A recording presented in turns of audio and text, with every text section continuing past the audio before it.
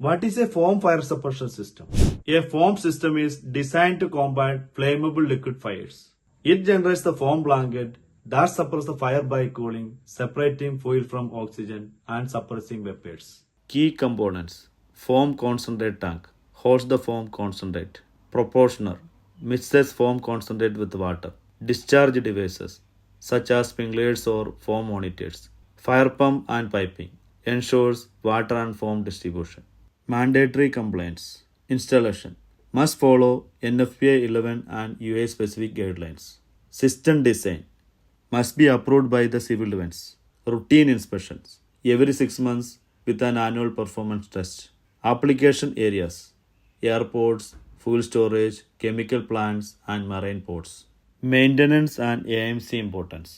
System readiness ensures system works when needed. Compliance checks keeps you legally compliant. Reduced fire damage minimizes potential losses.